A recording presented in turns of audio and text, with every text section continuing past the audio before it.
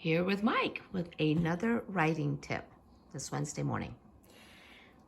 People ask me, how do you build a character when you're writing a novel or a comic book? One of the rules of fiction is that you have to offer the reader somebody with whom they can identify and root for, unless you're writing about villains. And there are a number of very successful villain writers, like George MacDonald Fraser, whose character Flashman was a minor character in Tom Brown's Schoolboys, but now has been the star of over a dozen books. Flashman is an absolute cad who will do anything to advance himself at the expense of others. The books are very witty, and that's why people read them. But for the most part, people prefer heroes. And this speaks to moral fiction. John Gardner wrote a book on it. It's called On Moral Fiction. And it says that in the end, evil must be punished and good rewarded, or else the reader will feel cheated, because that's the natural order of things. And I agree with that to a certain extent. And we've all read books where the hero dies horribly at the end, but at least he's vindicated. And a perfect example of that is the ending of Spartacus, where Spartacus is crucified on the road to Rome. And as he's up on the cross dying, his wife goes by in a cart and holds up his baby son to let him know that he has left a piece of himself on earth, and she will raise that boy to be a good man. How do you create a believable character? There's nothing wrong with basing your character on people you know. Just don't make it too obvious unless you intend to. Now, a lot of writers I know, if they get a bad review, they'll throw the bad reviewer into their mix and have him die horribly. But that's not what we're about. We all know people who've left an impression on us because of their unique personality. My life is filled with them, and I use them from time to time. I will base a character on them, but not so that it's readily identifiable. I mean, I will change the details of their appearance or their job or something so nobody knows who I'm talking about. But basing your character on a real person helps you get the little details right. It's not just the appearance, it's their habits, their little quirks. I remember, I think there are a lot of gangster movies where the bad guy is constantly rolling a coin across his knuckles.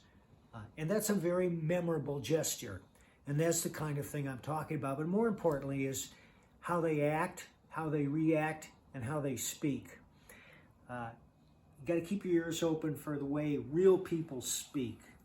Real people don't speak in contractions. They don't say, John is in the room, I wish I was not here. They say, John's in the room, I wish I wasn't here. And also, they'll try to get away with as few words as possible, and they don't speak in complete sentences all the time. So keep your ears open to the way real people speak, and it's okay to make up your own words. I've been doing it my whole life.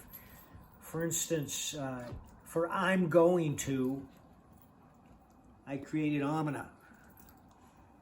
I'm going to go into town. O-H-M-I-N-A. It's mine, but feel free to use it.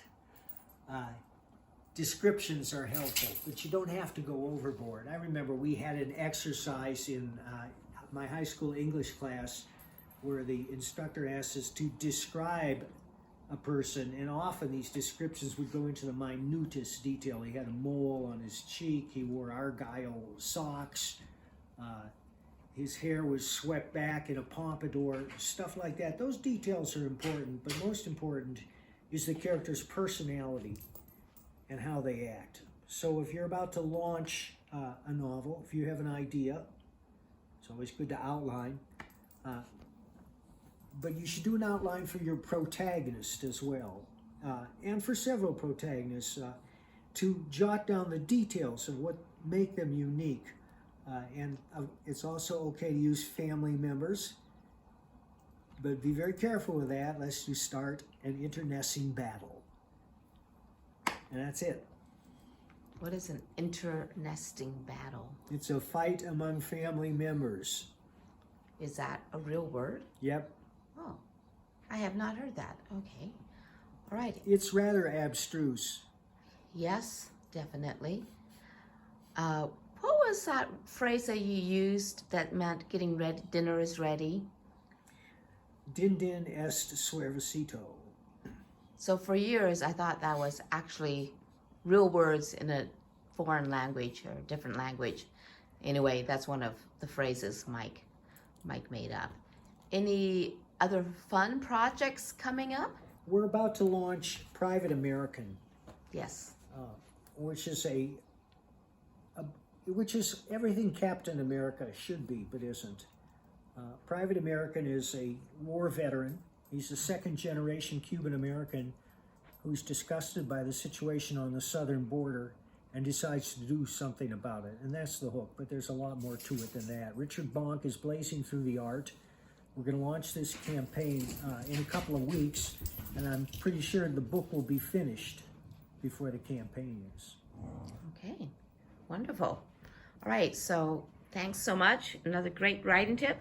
Appreciate it.